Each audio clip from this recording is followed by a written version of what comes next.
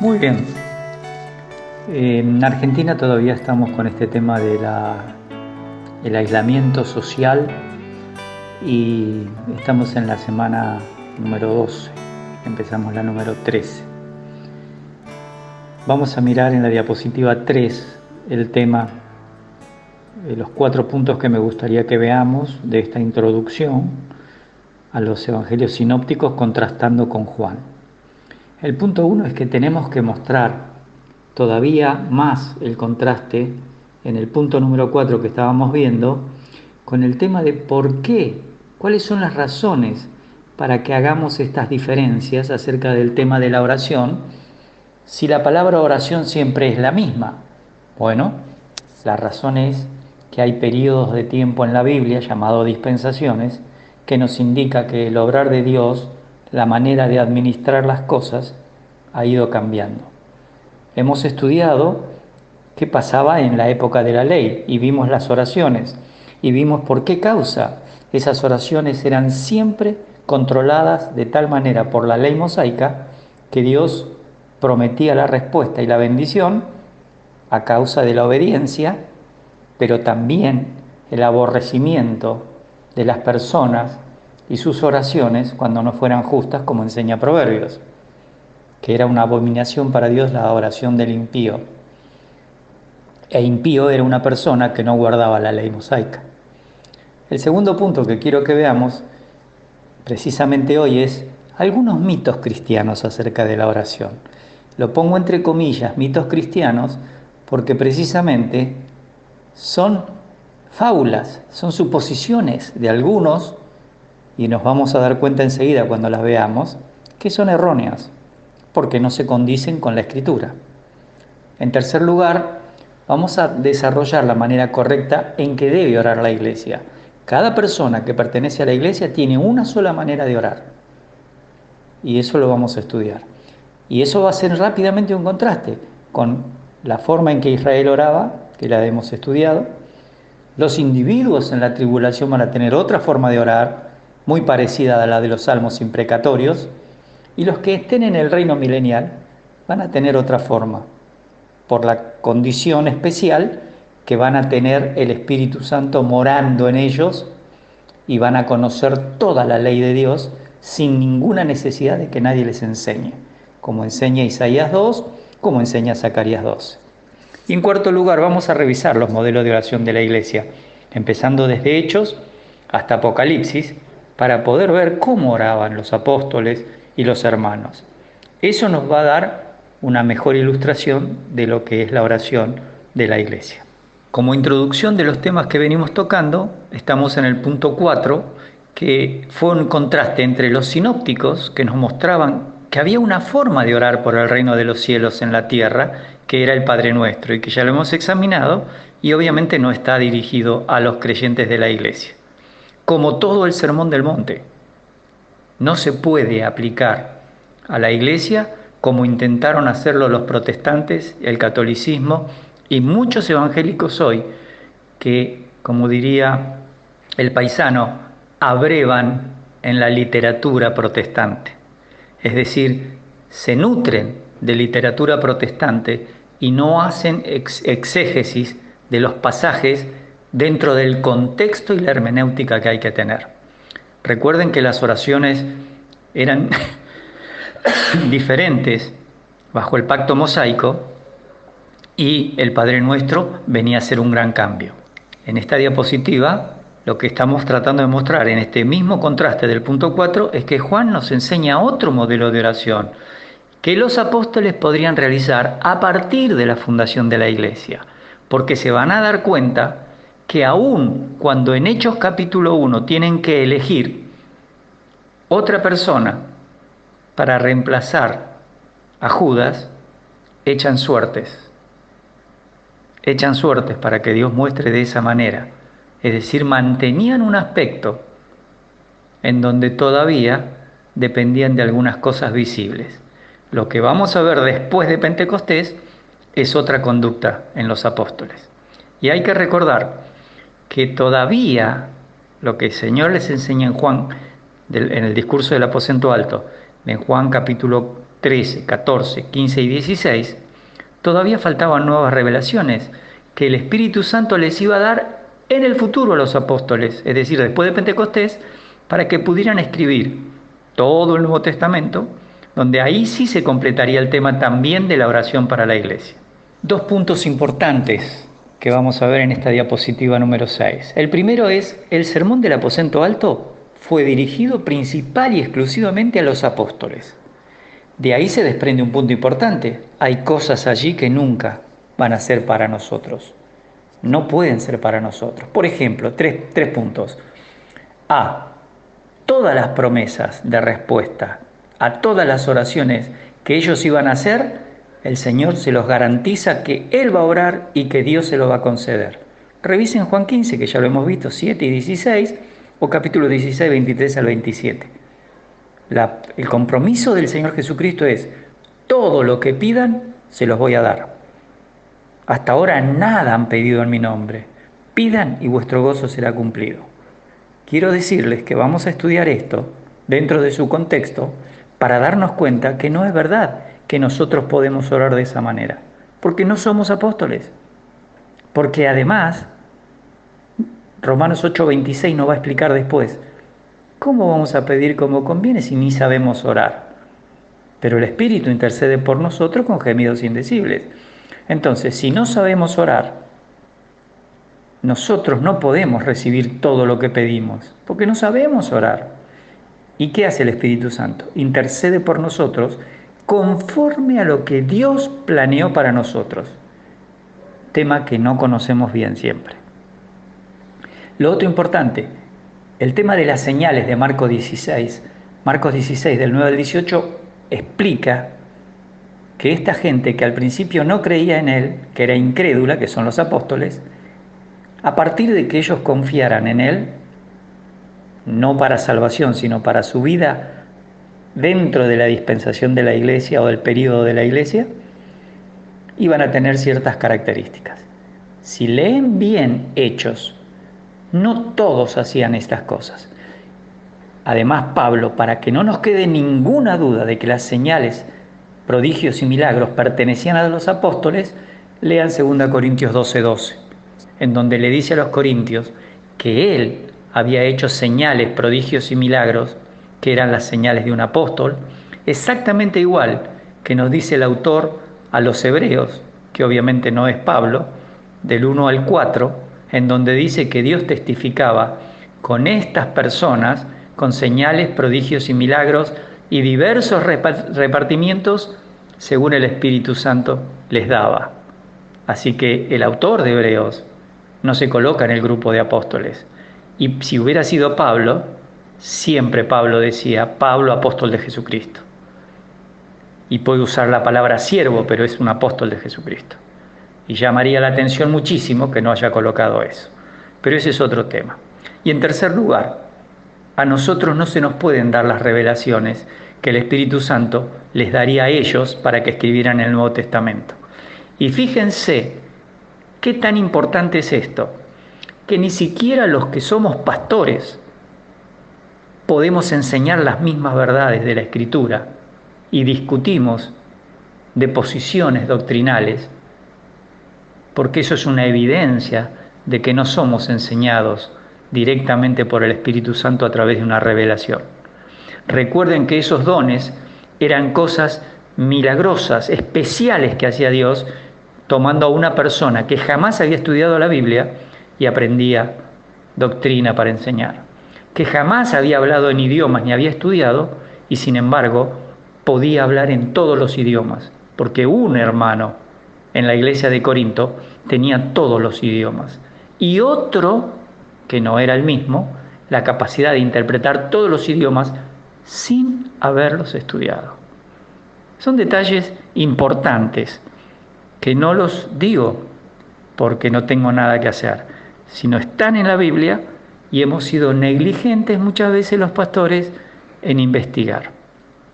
Muchas veces porque no tenemos herramientas, otras veces porque no nos han ayudado nuestros mentores, nuestros líderes, y en otras ocasiones porque los materiales que tenemos tienen una tendencia, de acuerdo al trasfondo, protestante o católico o aún evangélico que no ha aprendido suficiente hermenéutica. Aquí vamos a ver 6, básicamente, mitos cristianos acerca de la oración. El primero, les cuento, estaba en Brasil comprando libros cuando me había casado, mi luna de miel, y me traje ese número 1. Mucha oración, mucho poder, poca oración, poco poder. Lo tenía en mi mesa de luz, muchos años.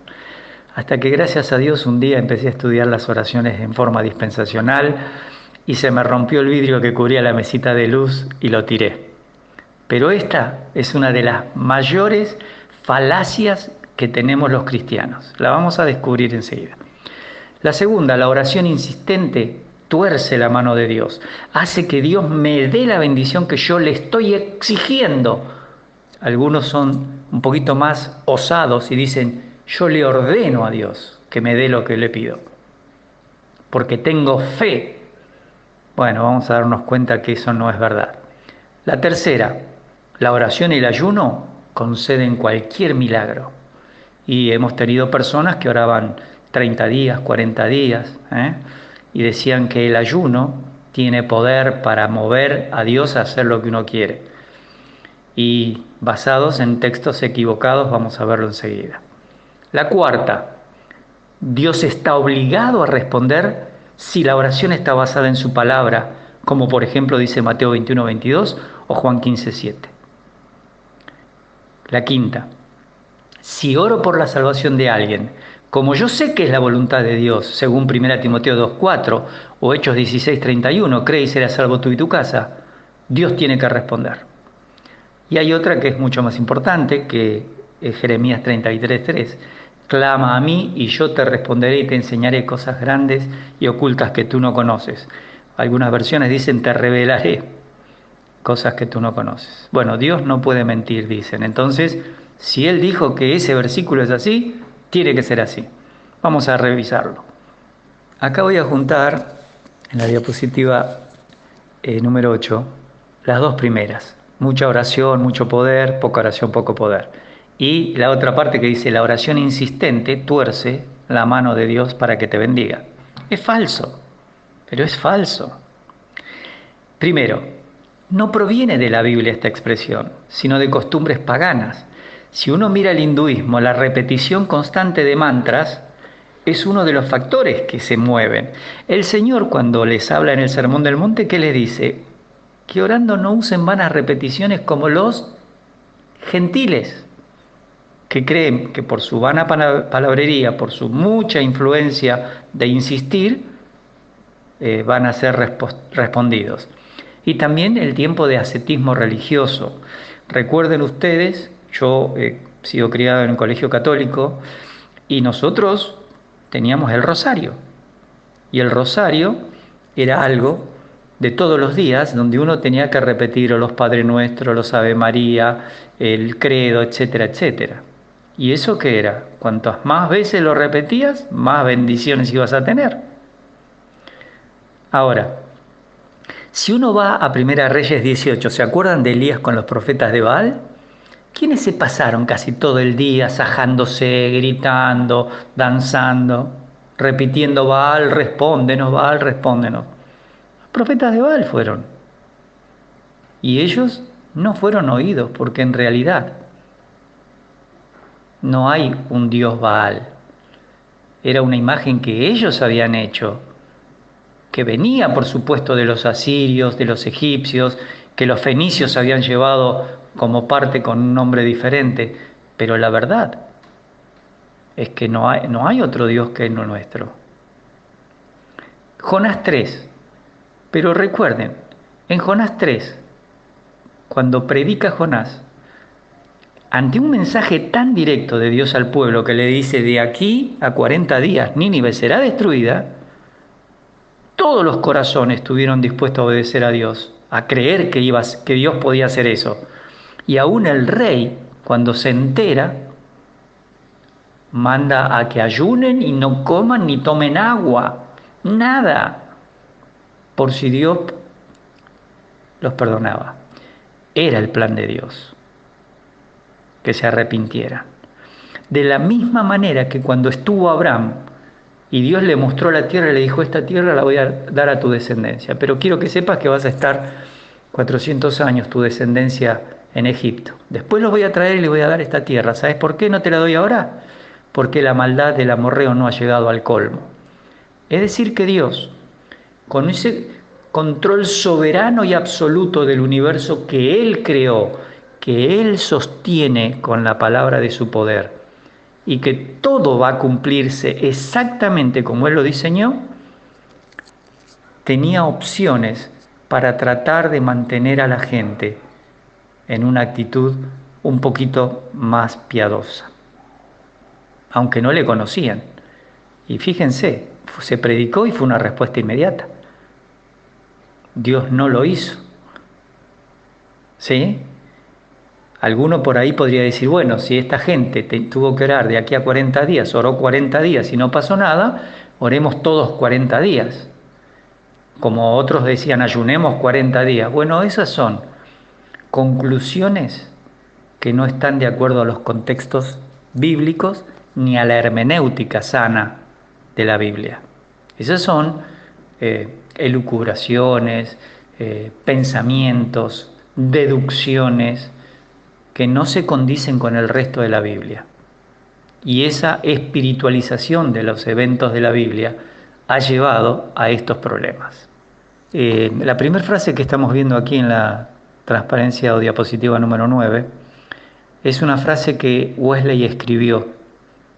Dios no hace nada que no sea respuesta a una oración.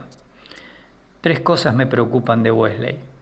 El primero, que dijera este tipo de barbaridades.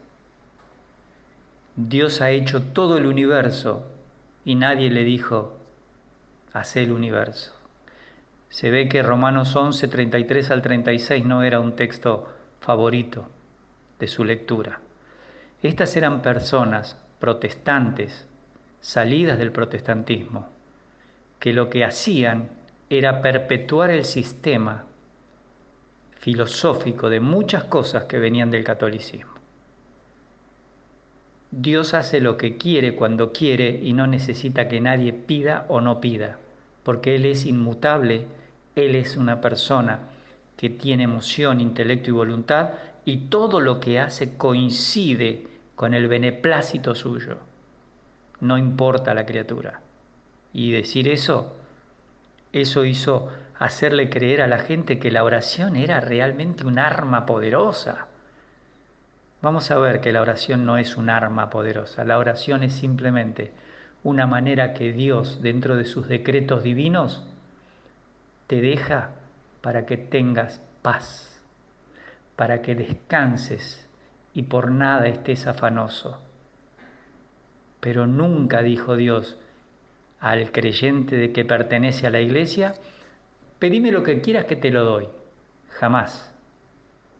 Jamás dijo eso. Porque es demasiado inteligente como para depender de lo que yo le pida.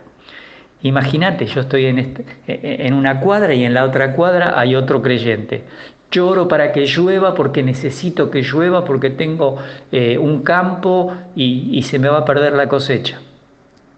Y el otro en la otra cuadra ora y ruega para que salga el sol porque tiene que hacer un asado, una comida con unos familiares porque es el cumpleaños. Y él también va a ir al campo. ¿Te das cuenta? Que no se puede ni siquiera inteligentemente decir una barbaridad así. Bueno, esto es un mito. Algo más. Se cuenta que fueron a la iglesia del Tabernáculo Metropolitano, una iglesia bautista en Inglaterra, donde estaba Spurgeon, y fueron unos estudiantes y llegaron antes de la reunión y que alguien de la iglesia los recibió y le dijo, ¿quieren ver la calefacción de la iglesia? Y que descendieron al subsuelo y ahí había 700 personas arrodilladas orando. Ahora, esa historia no sale de la Biblia. La Biblia no me dice que si tengo 700 personas orando, Dios va a hacer lo que le pidan. No dice eso. Es más, el texto de donde están 2 o 3 congregados en mi nombre, allí estoy yo, se refiere a la disciplina en la futura iglesia que dice Mateo 18. Y sin embargo, seguimos insistiendo en que estas frases son buenas. Me metí a ver si la frase esta en internet la tenía alguien en algún libro actual. Y aparece Rick Warren utilizándola en un libro que se llama El Plan Daniel, 40 días hacia una vida más saludable. Bueno, yo compré alguno de los libros de Warren pensando que una iglesia bautista, un pastor que crecía, una iglesia grande, era una persona realmente muy aferrada a la doctrina. Bueno, me di cuenta después de un tiempo de que no tiene un gran, no se aferra tanto a la doctrina bíblica, no es lo más importante. Al punto que en algunas ocasiones, ustedes deben saber, el pastor Warren dijo, miren, nos estamos juntando con los católicos y con los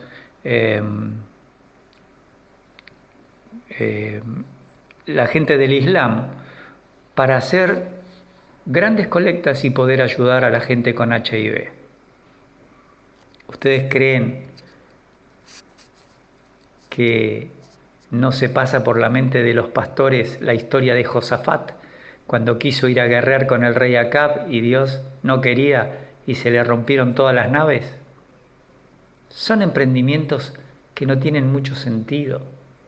Una cosa es crecer con la palabra de Dios y las 3 metas de la iglesia, y otra es empezar a poner otras metas. La meta número 1 es hacia Dios. Tenemos que tener iglesias con creyentes que amen a Dios y le adoren en espíritu y en verdad. La meta número 2 es hacia la propia iglesia, hacia los propios creyentes. Tiene que discipularlos, tiene que evangelizarlos. La iglesia debe trabajar en esos 2 puntos básicamente, su relación con Dios y su relación con los hermanos. Pero recién después, la relación con el mundo. ¿Cuál es? Evangelizarlos. Evangelizarlos es llevarle el plan de salvación. Sí, alguno dirá, no, le vamos a llevar medicamentos. Si no les presentás el plan de salvación, se van a ir sanos, pero al infierno. Así que tenemos que tener claro cuáles son las razones de existir una iglesia. Aquí les coloco la fuente, que es una cita en frases de Rick Warren. Y aparte encontré otra frase muy interesante. La oración no es decirle a Dios lo que debe hacer y luego esperar su respuesta positiva e inmediata.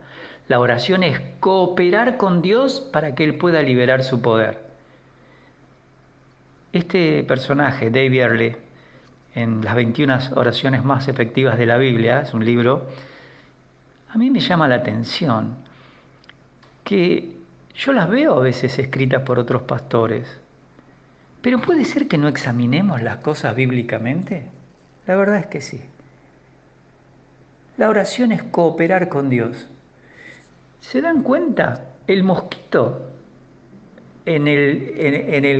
sobre el buey diciendo aramos, la famosa frase aramos, dijo el mosquito y estaba hablando con el buey. Es lo mismo, el creyente tiene que cooperar con Dios para que Él libere su poder. ¿Ven la ignorancia de los atributos divinos? ¿Ven la ignorancia que tenemos los creyentes con respecto a lo que dice la Biblia? Inventamos frases y queremos que nos compren las frases, cuando deberíamos sacar frases de la Escritura, interpretadas correctamente y presentarlas a los hermanos para que Dios tenga el centro siempre en nuestras vidas. En la transparencia número 10, en la diapositiva, vamos a mirar la explicación. ¿Por qué pasan estas cosas de lo que estamos viendo? Primero, desconocer la persona de Dios y sus atributos. Si un creyente entiende que Dios es omnisciente, omnipotente y omnipresente, como dice el Salmo 139, para mirar en un solo pasaje, se daría cuenta que lo que pide hoy, como Dios es omnipresente, Dios lo escucha hoy y no necesita que yo se lo repita 80 veces todos los días, porque entonces yo no entiendo cómo es Dios. Y no entiendo que mi oración, Dios no necesita escucharla 800 veces. Esto es totalmente diferente de Lucas 18, de la viuda que insistía ante el juez. Porque lo que Jesús está hablando está dirigido a judíos, no a la iglesia, hermanos. Y a los judíos, que eran piadosos, que estaban guardando todavía la ley mosaica, a pesar de que el Señor, obviamente, había venido, ya había sido rechazado y tenía que ir a morir. Capítulo 14 de Lucas, si quieren revisar, puso su rostro como un pedernal para ir a morir a Jerusalén. Así que esto ya es posterior al rechazo de Mateo 12. Y esa omnipresencia me tiene que mover a orar diferente. No puedo estar todos los días diciéndole lo mismo como si fuera un juez injusto. Su omnipotencia, la capacidad de saber qué necesito y tener planeado cuándo voy a tenerlo, si es que está en sus planes que lo reciba. O su omnisciencia, que antes que yo diga algo, Él ya lo sabe. Eso no quiere decir que no debo orar, porque es un decreto divino que ore. Efesios 6:18, orando en todo tiempo, con toda oración y súplica. Después lo vamos a revisar a esos textos. Pero por favor, esto significa que nosotros desconocemos quién es nuestro Dios. Inmutabilidad. Él no cambia. Por eso le dice a los judíos, porque yo no cambio, no habéis sido consumidos. No hay sombra de variación en Dios. Por lo tanto, si Él determinó qué es lo que yo necesito y decretó dármelo, yo no coopero con Dios en la oración. Yo descanso en Dios cuando oro, porque no sé pedir lo que tengo que pedir. Esto tiene que ser algo claro. Dios tiene un tema que se llama, o uno de sus atributos inherentes, que es la inmensidad, la capacidad de estar absolutamente en todo el universo simultáneamente. Nada lo contiene. ¿Necesito todos los días decirle lo mismo? Es desconocer los decretos divinos también. Porque cuando Dios ha hecho todo el plan de la creación, aquello que nosotros en el cronos, en el tiempo cronológico llamamos milagro de Dios, es simplemente parte de un decreto divino que Él, en su inmutabilidad, en su omnisciencia, ha determinado que así debe ser. No cae un cabello, le dice a los discípulos del Señor, o un pajarillo a la tierra sin que el Padre lo sepa. Entonces necesitamos tener un buen concepto de lo que es la soberanía y la majestad de nuestro Dios. Y dejar de ser niños malcriados diciéndole todo el tiempo a Dios, dame, dame, dame, como la sanguijuela. El punto 2, por mal interpretar los textos de su palabra. ¿Por qué pasa esto? Porque o sacamos un texto fuera de su contexto o espiritualizamos los textos. Y eso quiere decir que no lo interpretamos con una sana exégesis dentro de las reglas de la hermenéutica. Yo no sé cuántos pastores estudian hermenéutica, pero muchos pastores no han pasado jamás una semana, un mes con un libro de hermenéutica. Y esa es la razón por la cual Pablo le decía a Timoteo que tenía que buscar personas para el pastorado que guarden el misterio de la fe con limpia conciencia. Tanto los diáconos como los pastores tenían que conocer por si alguien tenía que contradecía la palabra. Y es lo que le dice Pablo en 2 Timoteo 2, cuando habla de todas las características de un líder, de un pastor joven en el caso de Timoteo, la mansedumbre y el conocimiento. Y coloca un texto en capítulo 2. Si alguno se limpia de estas cosas, ¿qué cosas? Justamente la que tenían Himeneo y Fileto, una falsa doctrina. Será un instrumento, un vaso para honra. Es muy importante no malinterpretar la palabra. Por eso en 2.15 le había dicho que tenía que trazar rectamente la palabra de verdad. Y en tercer lugar, muchas veces los pastores gastan mucho tiempo leyendo libros inspiradores y desconocen la palabra de Dios. Se los cuento por qué. he conocido pastores, me dicen, estoy leyendo el libro de fulano de tal que habla de tal cosa. Obviamente, cuando uno ya ha estudiado teología y ha sido una persona de muchos años en el ministerio, conoce el trasfondo de esos autores. Estoy leyendo el libro de Stott, fulano de tal. Estoy leyendo el libro de Mengano. ¿Qué quiere decir eso? Estoy sacando de ahí algo para alimentar a la gente. Ahora, ¿por qué no abrís la Biblia un poco más? Y ves el griego, el hebreo, tratás de entender los contextos, buscas un interlineal. Es muy difícil, ¿no? Bien, estas son las explicaciones que les doy acerca de estos mitos que vimos. Diapositiva número 11. La oración y el ayuno conceden poder. Mateo 17:21, obviamente paralelo con Marcos 9:29. Esto es un error hermenéutico acerca del tema del ayuno en la Biblia. De verdad, si quieren, la semana que viene o posterior a esto podemos hablar de lo que es el ayuno en la Biblia. Pero les voy a decir algunas cosas. La primera, en hebreo, aná, que está en Levítico 16:29, que se tradujo afligiréis vuestras almas, nunca se traduce ayuno en la Biblia. Y quiero que sepan que jamás esta palabra, aná, se traduce ayuno. No aparece en ningún lugar. Ahora, ¿quiénes creyeron que la palabra aná tenía que traducirse ayuno? Ahí solamente habla de depresión, humillación. No habla nunca de ayuno. Interesante, porque la exégesis del texto original de Mateo 17:21 y Marcos 9:29, primero, Mateo 17:21 no existe en la mayoría de los manuscritos más antiguos. Aparece después, en la Edad Media. Y Marcos 9:29, en griego, no tiene la palabra ayuno. La Reina Valera del 60 lo tiene. Este género no sale sino con oración. Esa es toda la frase de Marcos. Pero como es un pasaje paralelo, a veces los copistas trataban de insertar el otro texto. Lo que pasa es que antiguamente estaba colocado en un margen, pero después los sucesivos imprenteros lo fueron incorporando donde más o menos quedaba. Pero no está en los textos originales ayuno.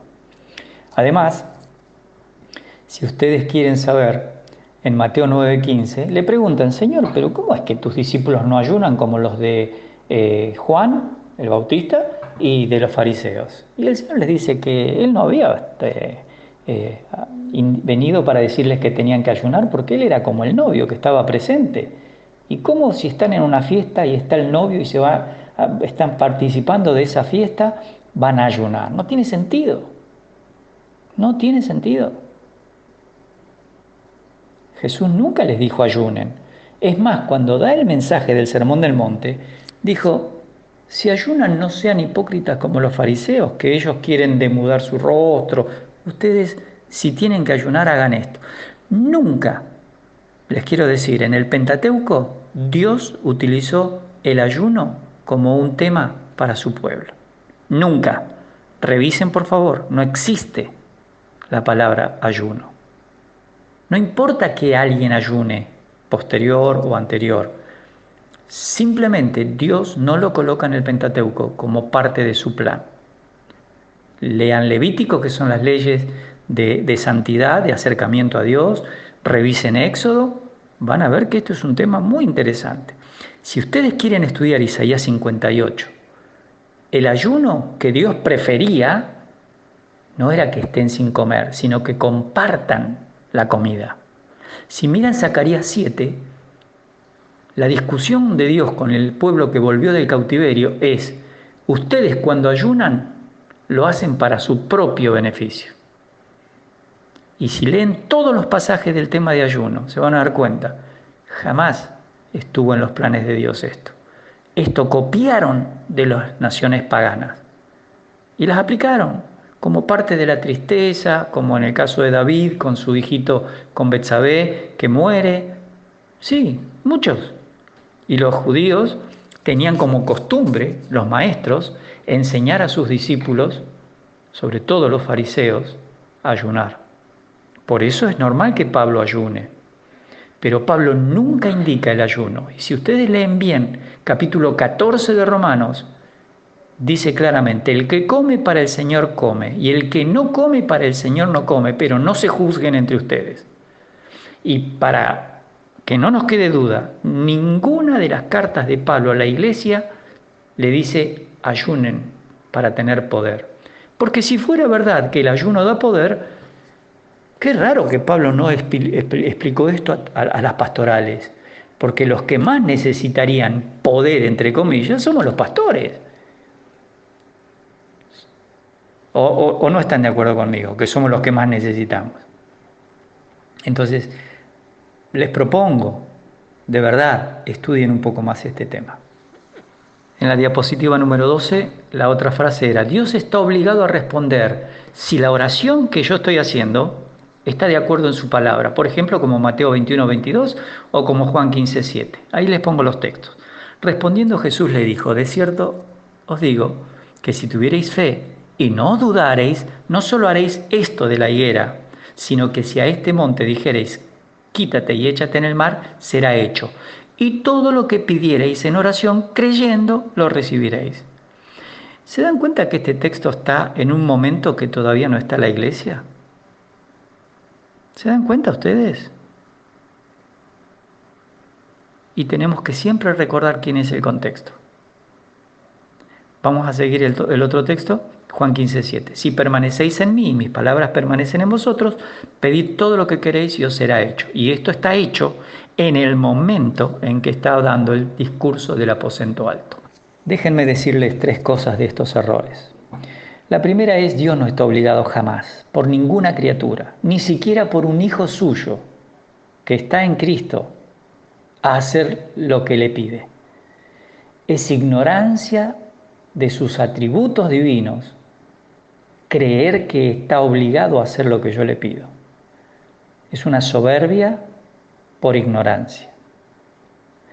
En segundo lugar, mucho menos va a hacer Dios algo si además de lo que estás pidiendo, estás equivocado en lo que vos creés que Dios dijo en su palabra.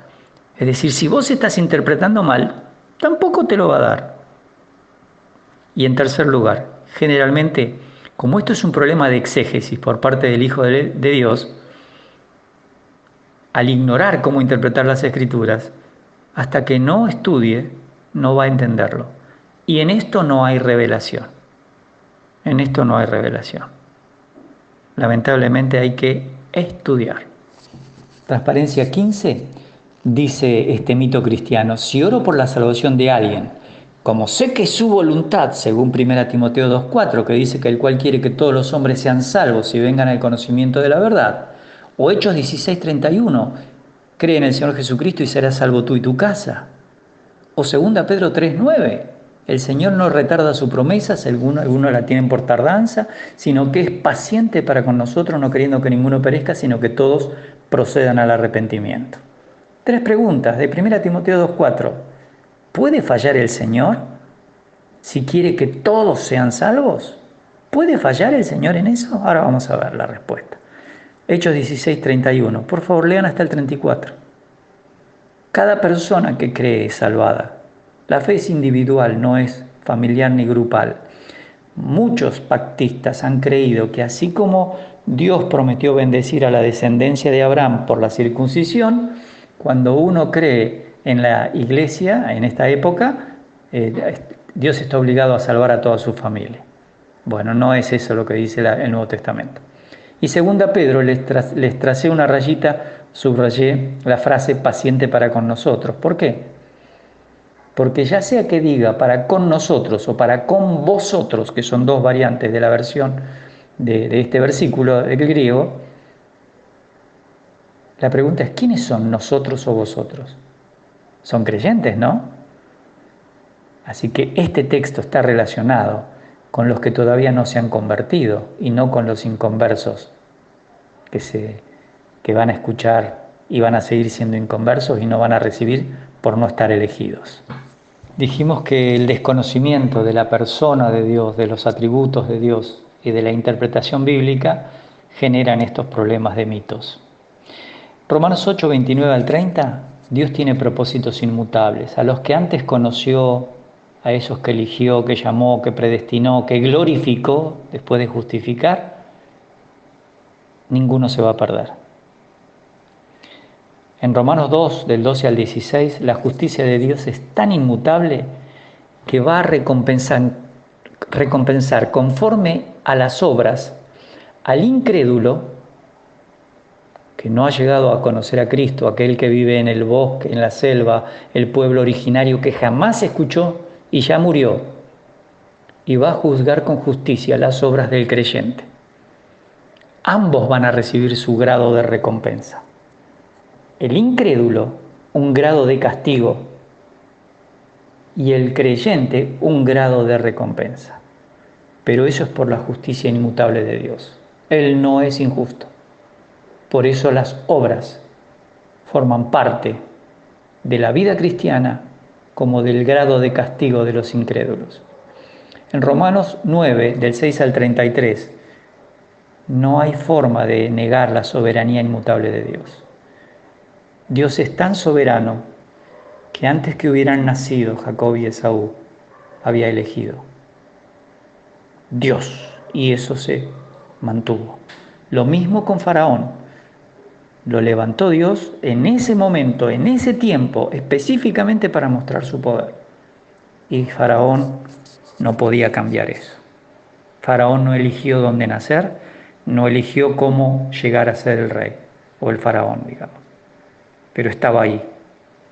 Y como su corazón está en Adán, y es un corazón caído, no tuvo ninguna otra opción que actuar como todo inconverso, muerto en delitos y pecados, debajo del príncipe de la potestad del aire. El espíritu que ahora opera, energiza a todos los hijos de desobediencia, que son todos los inconversos, porque nosotros somos llamados a ser obedientes, porque Cristo nos tiene separados desde antes de la fundación del mundo para Él. Judas 4, ahí se nos habla de que están destinados para la condenación estos falsos maestros que se metían en las iglesias. Y esa es la misericordia restringida, pero también inmutable de Dios. Como dijimos recién de Romanos 2, tanto para los que se salvan como para los que se pierden.